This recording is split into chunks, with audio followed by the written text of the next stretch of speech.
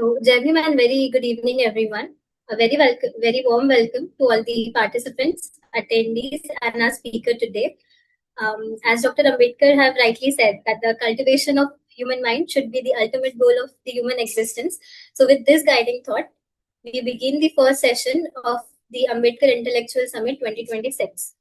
I am Advocate Janvi Nagdeve. I practice law at Nagpur bench of Bombay High Court, and I am joined by my friend Advocate Swapnil Sakre. Together, we are delighted to host this session today.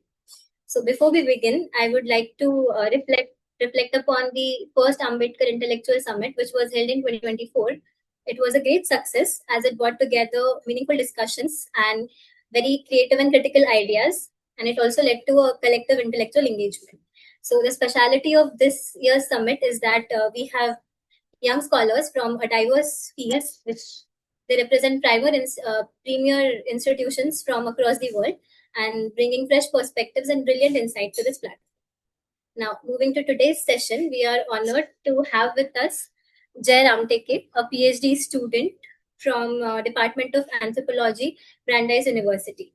So he'll be sharing with us his research today that lies at the topic. His topic lies at the intersection of health, identity, and social justice in India. So his topic is why do Adivasi people mistrust biomedicine? So health, displacement, and cultural hegemony. So I'll briefly give you the structure of the session, which is very simple.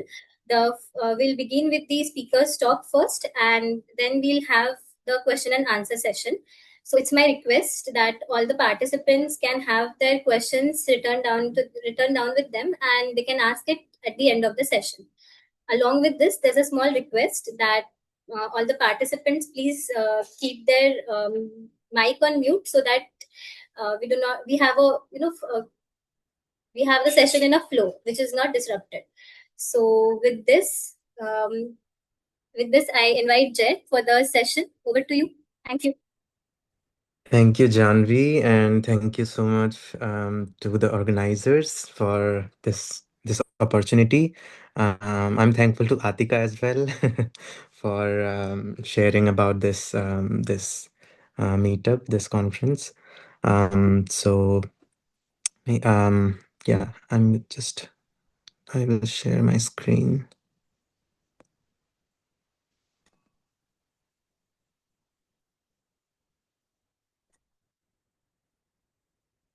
Okay, is this visible to everyone? Okay, great.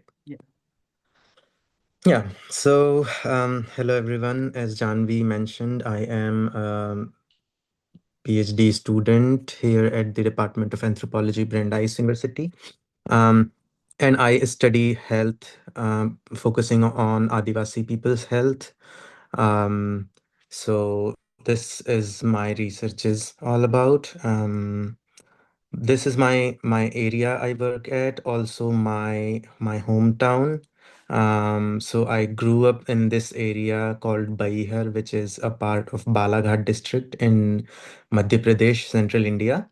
It is located at the border of Madhya Pradesh, Chhattisgarh, and also Maharashtra is like very close. Um, so um, because of because it is located at the border of Chhattisgarh, sometimes in some areas people struggle because of the border because their village or their area is at the border. So like this is also a reason of like like lack of access to most of the facilities. And I will talk more about it. This area is also located at the near a national park called Kanha National Park, and so many people from the indigenous and local communities, mostly the Dalit communities, have been displaced from their hometown, their home villages, in the name of biodiversity conservation.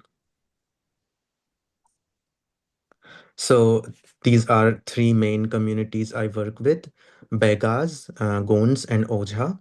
Bega means medicine men, and they also call themselves as Bhumiya, which means siblings or scion of the soil. Gonds are agriculturalists, Begas are mostly forest dwelling communities. They are dependent on forests for मराठीचा their position livelihood. And Ojhas are tattoo makers. They make tattoos for Gond and Bega and other caste communities. Anthropology. What is anthropology? I study anthropology. I took anthropology in my undergrad, and then I did masters in anthropology, and then now I'm doing PhD in anthropology. So anthropology is the study of human beings, their lives, their cultures, histories, and the way they understand the world. In anthropology, we focus on the question of what does it mean to be human. Uh, how do people live and make meanings, and how do their cultures shape their knowledge, belief, and behaviors. Anthropology values lived experiences and local knowledges of people, and in anthropology we challenge ideas like modern versus primitive, scientific versus non-scientific or irrational. And in anthropology, I am specialized in medical anthropology, ecological anthropology, and development anthropology. So, in medical anthropology, we mostly focus on health, illness, and healing across cultures. How do how uh, these behaviors are shaped by not just biology but people's culture, their society, history, and power. This all we study in the medical anthropology. We focus more on different systems of healing, such as indigenous medical systems. One system of medicine is Ayurveda, one is biomedicine. Also, other systems like Unani, Siddha, and what's it called? Oh, I'm forgetting the name. Allopathy. Oh, I'm sorry, homeopathy. And we also focus on people's illness experiences, how people feel and interpret their sickness when they are sick or ill. Also, we study healthcare access and inequality. We also study the power and knowledge. I will talk more about it, and whose medicine is considered as valid. Also, public health interventions and communities' responses to that. I will talk about some of the concepts in medical anthropology. So one is materia medica, which is, I think, taken from the pharmacology, but in anthropology we use it. So materia medica is basically material culture that exists in a medical system. So for example, in biomedicine you see doctors having this stethoscope, and also like apron.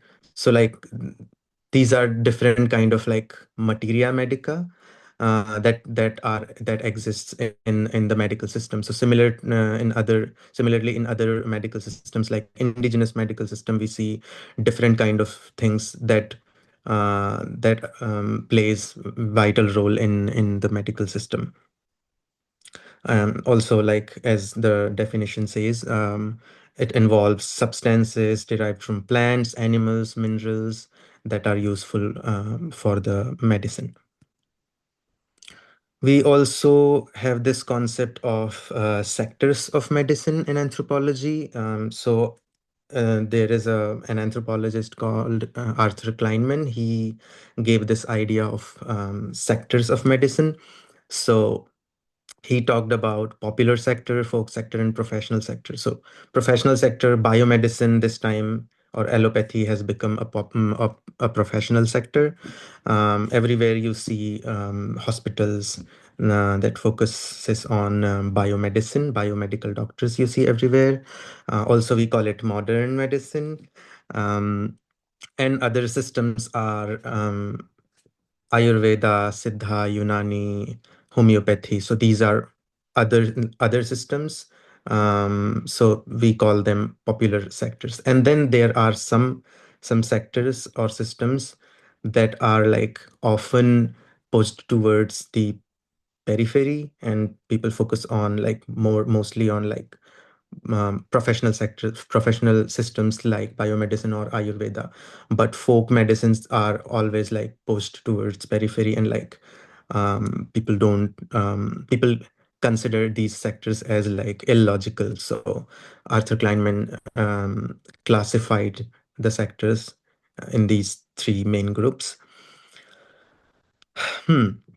Now, let's come to the question, which is also my research question. Why do not Adivasi people trust biomedicine? So when I asked this question to the doctors in my field, they said these things like they are ignorant, they are uneducated, Adivasi people are superstitious, they are also stubborn, they don't listen to us because they are backward, they are uneducated, they are uncivilized. So these are the reasons they do not trust biomedicine. But is this true? So when I say Adivasi people's mistrust on biomedicine, what are the reasons? As I was mentioning, majority of the people have been displaced from their own their lands. So and these people have been living in like forest areas, so they had this system associate their medical system associated with the forests. Most of the time they take their medicines from the forest. So because of the displacement, this system, this relationship is now broken, and they are not getting the medicine they used to get, or they were using before. So this is the main reason of the mistrust. Traditional practices are often criminalized. When you go to doctor to any kind of illness, they will blame people. They will say, अरे ये लोग तो अंधविश्वासी होते हैं, और इसीलिए like हम लोगों की बात नहीं सुनते हैं. So these are like common narratives among the biomedical practitioners working especially in the um, village or like rural areas. So these practices are often criminalized. I will talk more about it when I will show the pictures. Also, language barrier is one thing. In my area, people speak their like their Bagani language or like local language, and when they go to the hospitals, they see people speaking in either in Hindi or like English. Mein to they nobody speaks, but like still like people use English vocabularies. So like that makes someone like feel inferior. So this is also one reason. Caste class based discrimination. um, Majority of the doctors who go to the areas belong to the dominant caste communities, and they see Adivasi communities as inferior. So caste or class also plays a role here. And traditional healers are often like considered unscientific. They are stigmatized. They are blamed for their practices. So these are the reasons why people mistrust the biomedical system. Indigenous medical system, how it is different. Indigenous people have strong faith and they trust on their own medical system, which includes knowledge of medicinal plants. They know so much about the medicinal plant. They use medicinal plants for small acute illnesses. Even sometimes people say like some people treat cancers and other illnesses, other diseases. They use medicinal plants for these diseases. Also, this is very important that Adivasi people uh, do relational healing. In their healing, they connect body, land, ancestors, and community together. So their healing is not just individual healing, but it is communal healing. And for them, a body is healthy body when it is in the harmony with the nature. So um, that is why they often worship nature when they are healing someone. um, Healing also is very ritualistic. um, I will share the pictures of how tattooing is also a kind of healing.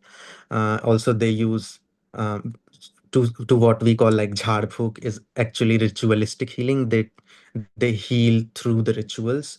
So this is very important in the indigenous medical system, and they are very confident in their own knowledge system, which is hereditary, and that is why they are confident, and their confidence is taken as mistrust in the biomedicine by other people.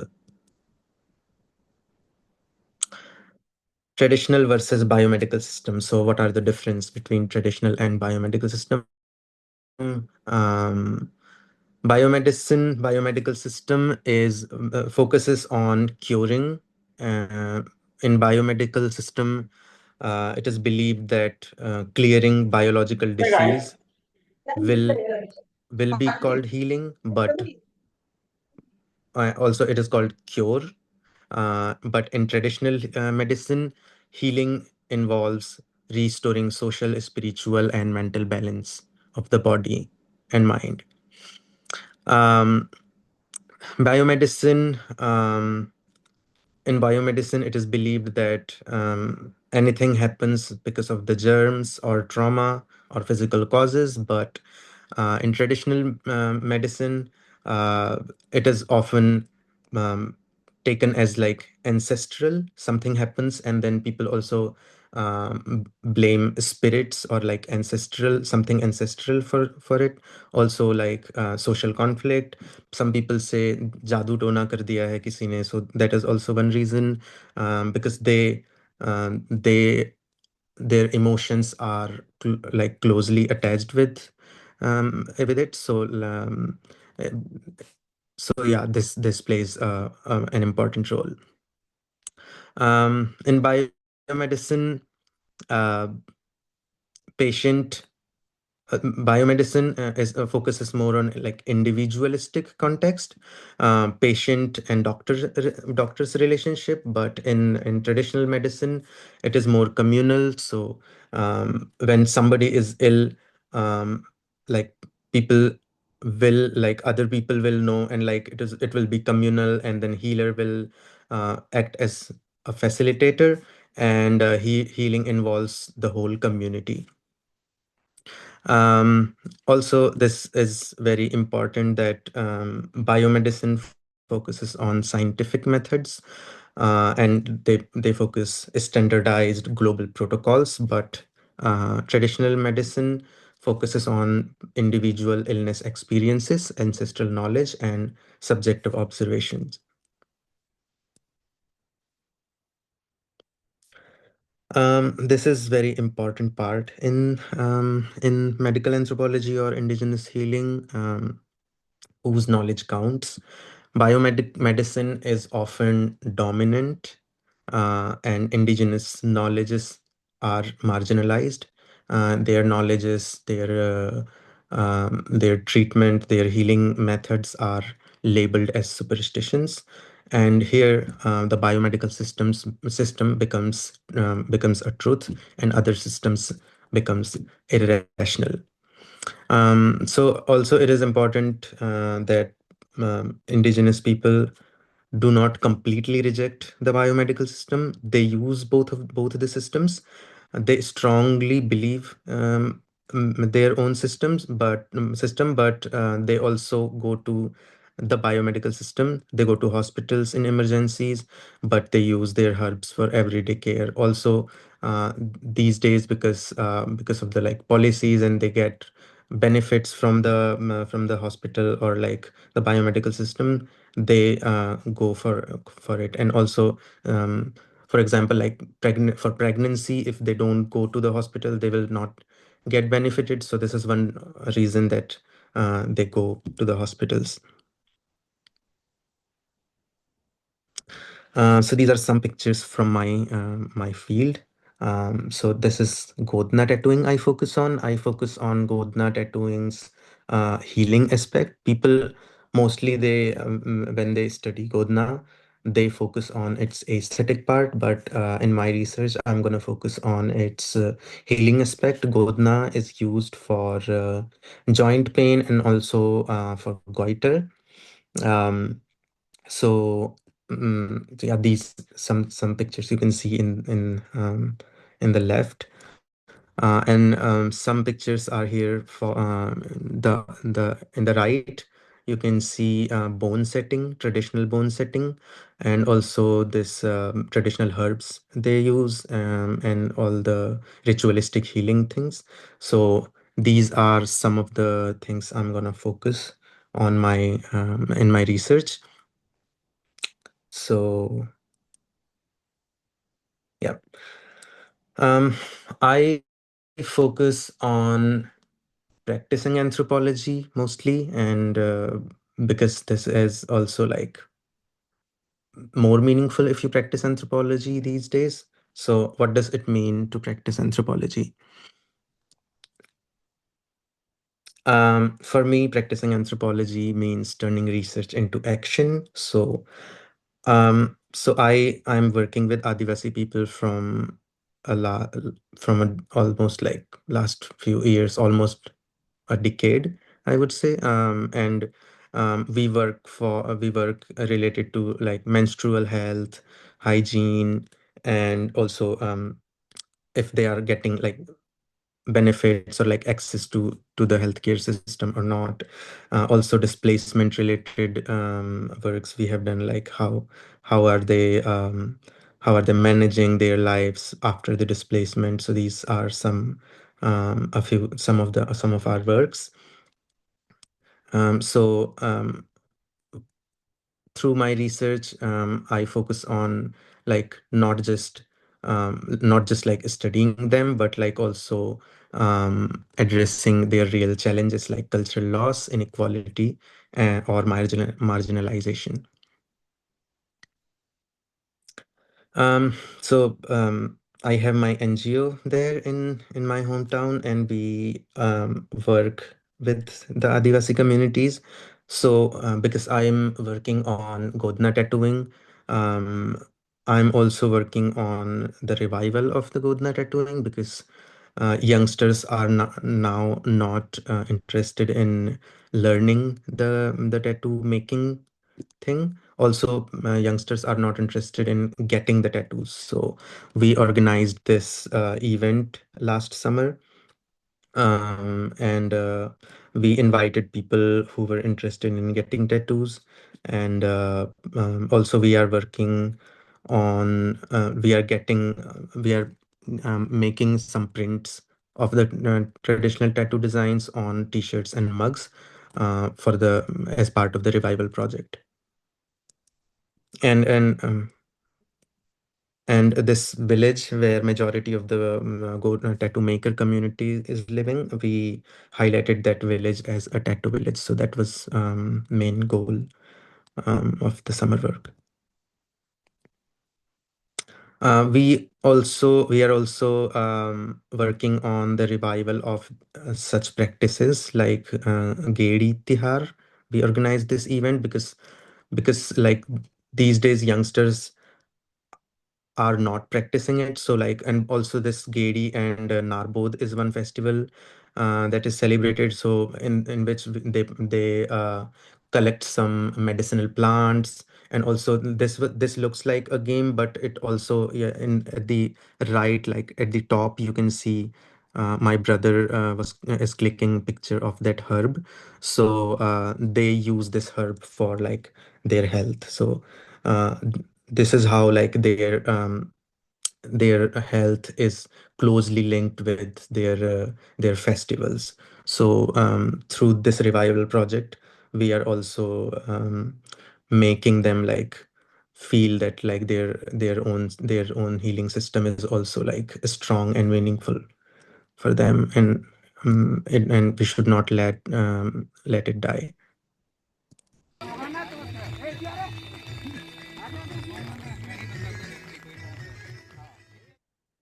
We are also working with Adivasi people. Like we are also teaching them what research is, because my town is located at at near a national park. So majority of the researchers, they come there, they go there, and then like they take the knowledge, and then they go away, and then people don't get anything. So this is a concern. People often like say that like people come, outsiders come, and then like they ask questions, and then they never come back, and they don't give anything to us. So we are kind of shifting that thing. We organized these workshops, and we taught them like what is research, and like what people do when they come to Adivasi people, and like how do they like write reports on, and like what happens to the report, and like how is learning about research is also important for you. So these are the things we are doing. um, so yeah, for me, practicing anthropology is also not just like way of knowing, but also way of doing, and like teaching them how to do that.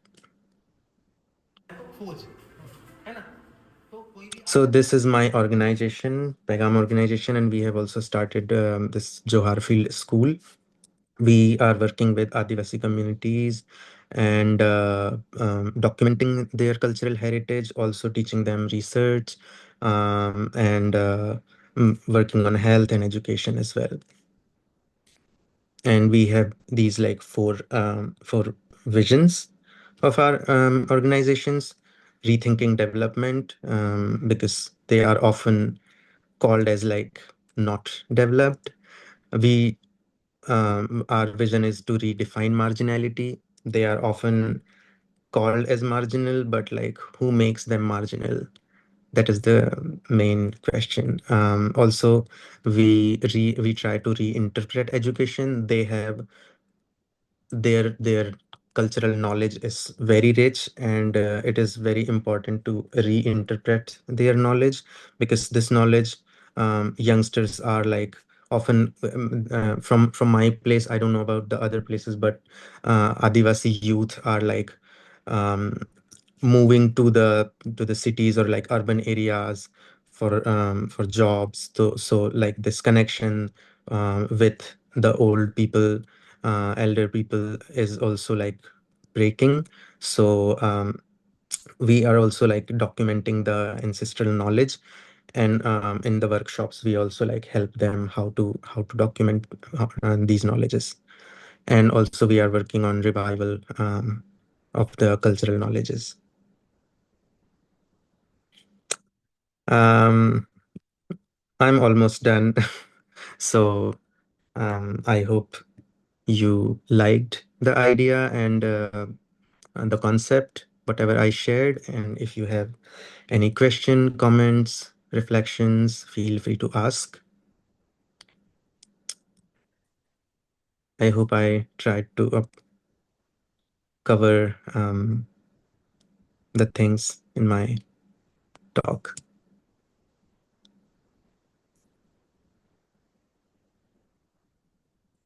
Hello, hello, hello. Yes, yes, yes. Thank Okay. you very much, Jay. Janvi is there? Janvi?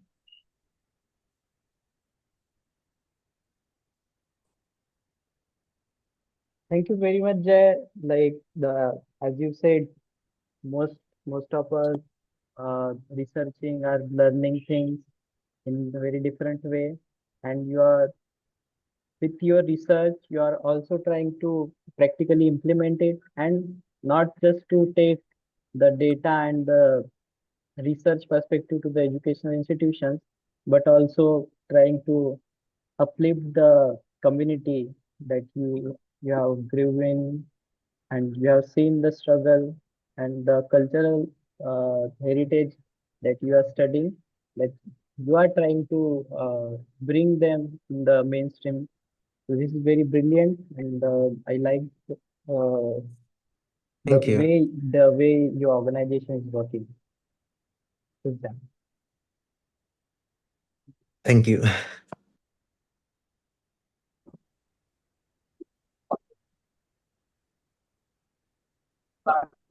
I think we can now we can have questions from the audience. The questions can be written in chat box also, and you can directly unmute yourself and start asking.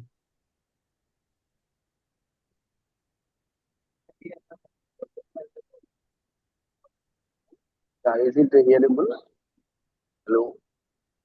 Hello, yes. Yes, yes. Yeah, I am Dr. Anjanay Adepu.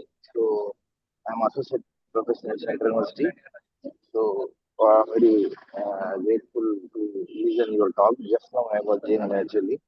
So I think you're doing research on anthropology, right? Yes, yes. Yeah, you can involve more NGOs also regarding this. You can Mhm, take different case studies, and moreover, like that places you can involve with NGOs is good as per my idea. So mhm, mhm, we'll see. You can collaborate with NGOs and some societies, some other government organizations also. You mhm, can have very good for you, and you may have wide scope for this. And mhm, moreover, this type of philosophical anthropological studies, separate ministry also. You can go to the social justice ministry, Ministry for Social Justice also. They are also implementing some different schemes, different policies for especially regarding this type of case studies. You can go through that. So, so this is from my side. So, over. Thank you. Yeah, thank you so much. Yeah, this was a really good suggestion. Yeah, we are actually working for the collaboration, and like, yeah, if you know any other NGOs, like please share. I would love to like email them and like collaborate with them. Also, if people have like NGOs and like if they want to work like individually, I would love to collaborate. Yeah, thank you so much for this suggestion. Yeah, definitely. So, and I'll refer a few NGOs and some government Mm-hmm. actually ministry officials. So, Mm-hmm. I'll suggest you few things. Let me so come to my personal chat. So, we'll explore, and I will Sure, also sure. share with a few contacts of this some societies, some organizations. Especially, they are Mm-hmm. working especially anthropology, and Mm-hmm. moreover, they Mm-hmm. are having so separate reason for anthropology department, some professors are there, especially Mm-hmm. for centrally funded institutions. We're having our professors, so I'll inquire with them Mm-hmm. once, and it is better to collaborate and MOU with some top eminent institutions, professors who are under anthropology department, and Mm-hmm. you may Mm-hmm. get more inputs from them, and you can have Mm-hmm. wide your enhancement of your scope and vision also. I think Mm-hmm. that's Mm-hmm. my idea. Yeah, yeah. Thank you. Thank you so much.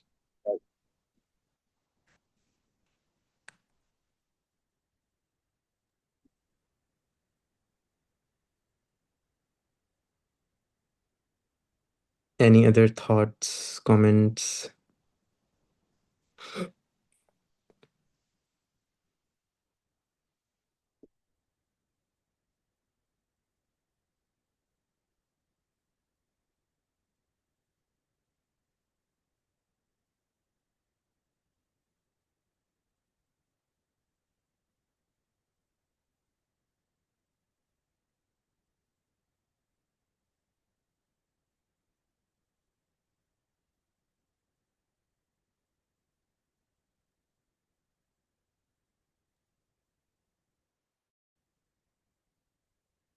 Anyone wants to talk,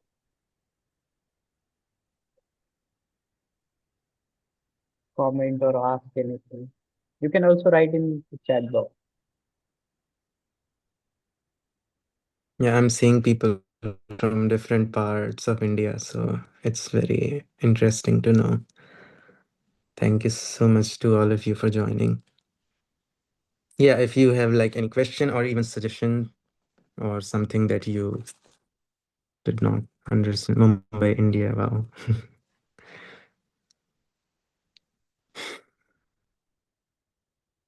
Anyone from Central India, MP, my area, my town, my state?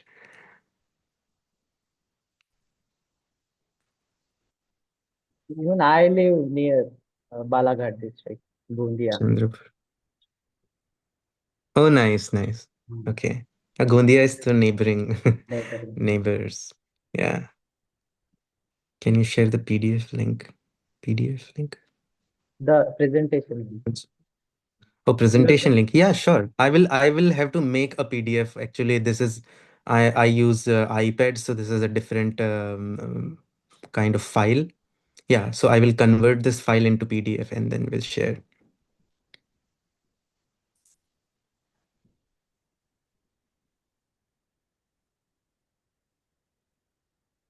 Any other thoughts, comments?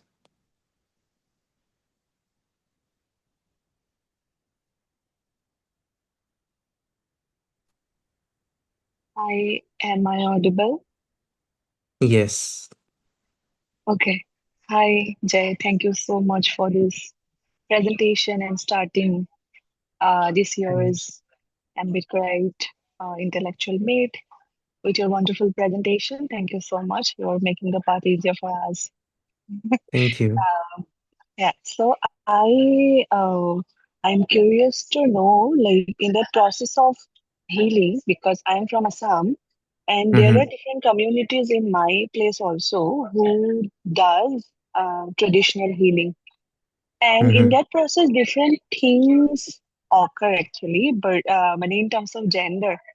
And Mm-hmm. I am curious to know in your area, in your research area, can you please tell us who is mostly involved in the process of traditional healing, which particular gender, or like even even because it is related to some other things also. I would love to mention it later, but before Mm-hmm. that, who is mostly involved in the process of Okay.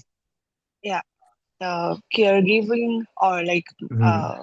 even taking yeah, Yeah. am I making Yes, yeah. yes, yes, yes, yes. Thank you so much for this question.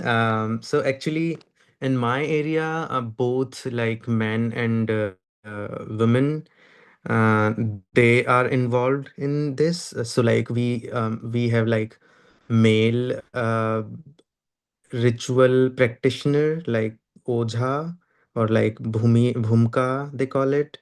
Also like some like women, they are called Dai, and sometimes like they are like couple, like husband wife. So like woman will play like some role for like for healing of other women, and then the male person will take care of like male things. So like they both like work together.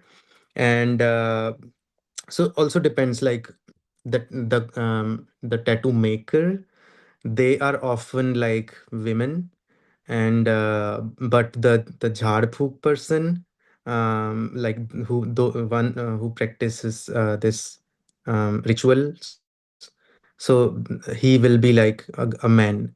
So I would say like caregiving is like by both in my area, like men and women. Is it like Mm. similar in your area? Yes, yes, definitely.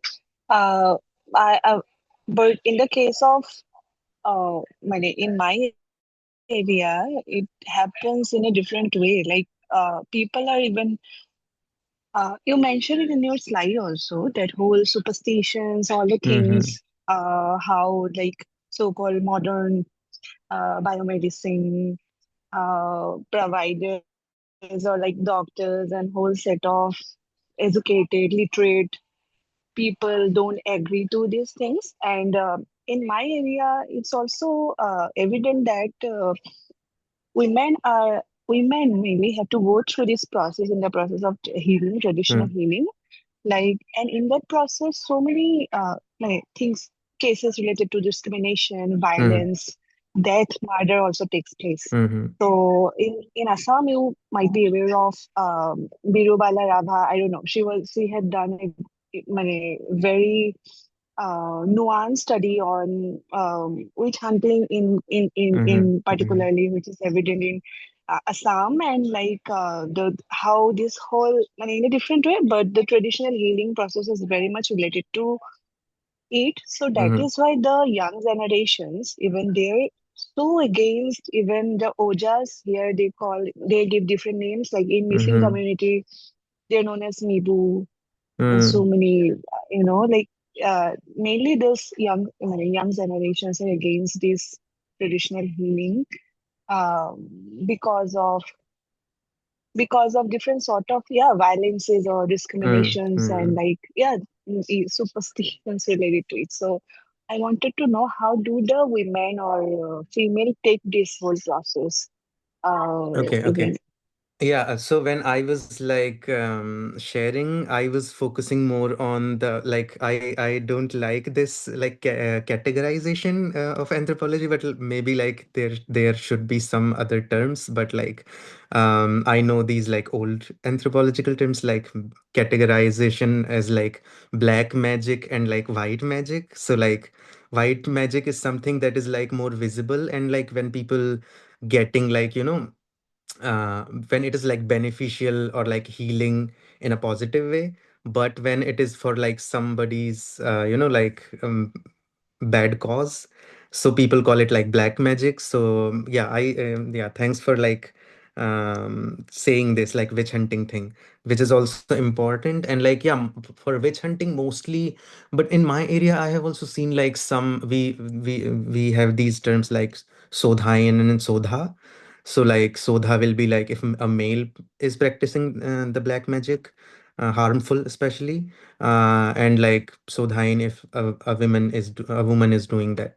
So but who is killed are mostly like women, right? Like people blame women if like if they have to like kill someone or like hunt witch hunting. For witch hunting, like often women are blamed and killed, but not men. So this yeah, this is I think common fact about witch hunting. Practitioners are both, but blamed, like only women are blamed, I would say. Mm. Thank you. I hope this, Yes, yes, yeah, yes. yeah, yeah, yeah. Thank you. Thank you. Hmm, there is a question, I guess. What's the core motive behind it? Is the primary goal to uplift tribal communities by creating new earning opportunities, or is it strictly focused on promoting the medical benefits? Also, how scientifically backed is tattooing healing currently? Um, in anthropology, we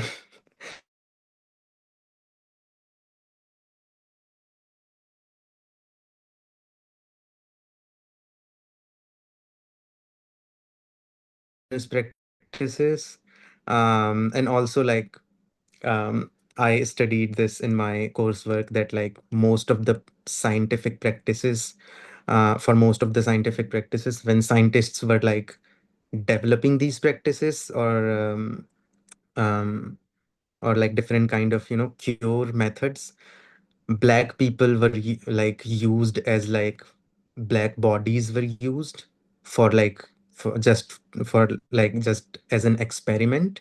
So it is always about like who has the power and who uses the power and who are being used as just like as experiment materials. So I, not just me but like other people in anthropology, especially medical anthropology, focus on the power aspect of the science. And um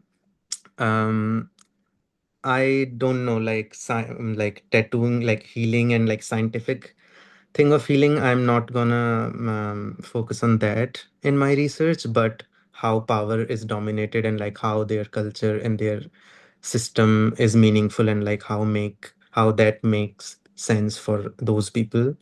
I'm going to focus on that. That is my motive, I would say. Uplift, upliftment. I don't like these like development terms like upliftment, development. I don't like understand. So like, I don't know. Like, I don't know how to answer this, but yeah. I mean, not upliftment, but I would say dignifying their knowledge system is my goal, and creating new earning opportunities. Yeah, I am actually thinking about that.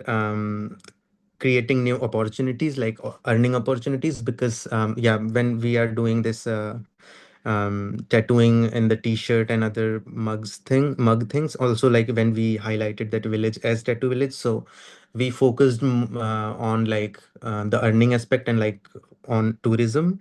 We promoted people to like come to the village and like help them financially and like pay them, because like urban tattoo artists I have seen, like they come, they visit the areas, they take pictures of those tattoos, and like they go back to their like studios, and then they say like, okay, we got some traditional tribal designs, so if you are interested, and then they take like thousands of rupees for that.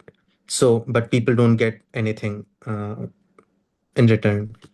So yeah, I'm focusing on economic opportunities, like earning things, financial things. But other things, I think I answered well or not. I don't know. I hope that was a good answer. Thank you.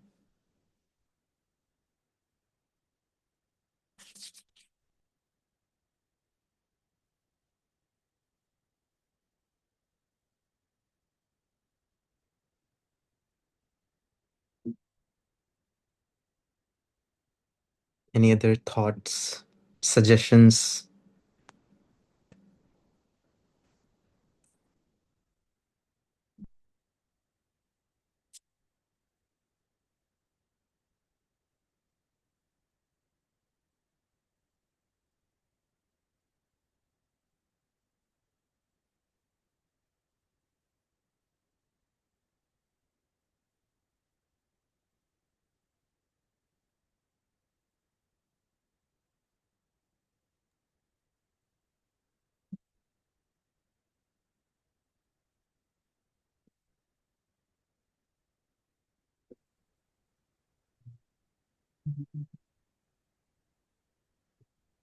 Is there any comment or thought, question?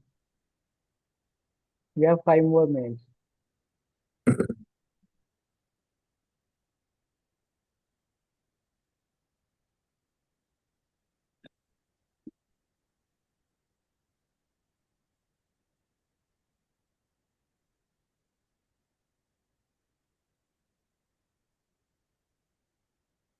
Okay, so Janvi can go with the vote of thanks. Uh, As an NGO, you should definitely target MNCs for CSR, or high net worth individual. If your NGO gets ATG registered, donors get. Mm, um, legally, and it could help you raise substantial capital too. Yes, we are actually, thank you so much for this suggestion. We are actually like working on getting 12A and 80G. Yeah, because we started working around like 2013, but we didn't register our NGO because like we all were students and like we had no idea about like how to register. But we have like recently registered it. So yeah, we are just like working on these documentation and like all the certificate things. But yeah, I will. I'm also gonna think about the CSR thing. So thank you so much for this suggestion. Thank you. Thank you so much.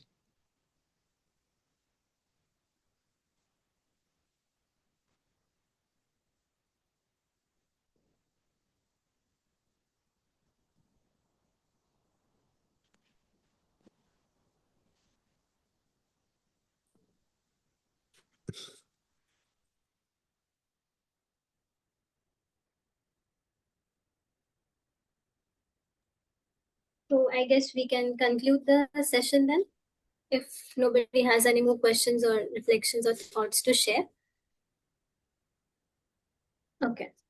So thank you so much, Jay, for that truly enlightening talk. You began by explaining, or challenging us to reflect on assumptions that society often makes about the Adivasi communities, labeling them as ignorant, superstitious, uncivilized, and all. And then you also systematically dismantled each one of those assumptions, and I would say you did that with the rigor of a true researcher. Thank you. And you also took us through the historical roots of mistrust, making it clear that this is rooted in history and power, not in ignorance. Also, I find that your explanation of indigenous medical system, it has reminded us that what often gets called as mistrust is simply the confidence that one has in their own knowledge system. And also the traditional versus biomedical comparison, it beautifully highlighted that how one system focuses on curing the body, while the other one is completely dependent on healing rather than just curing the body, healing the person. So also the framing of the cultural hegemony, whose knowledge counts, I think that is perhaps the most powerful takeaway. So it's not very often we get to hear such grounded and field-based perspective. So thank you so much for taking your time and sharing this with all of us. And as we wrap up, I would also like to thank each one of you for joining us this evening and making this session truly meaningful. Also, I hope to see you. We all hope to see you all tomorrow for another enlightening and enriching session, which will be taken by Sumpi Bora ma'am. She'll be speaking about the um, reversion of she'll be talking on reversion of the gaze, gender, caste, and power on the field. So I hope you all join us tomorrow, same time, 7 p.m. Thank you so much. Thank you so much to all of you. Thank you to the organizers, and thank you so much to everyone who commented and gave me their suggestions, comments. Thank you so much. Jai Bhim and Johar to everyone. Jai Hind. Thank you.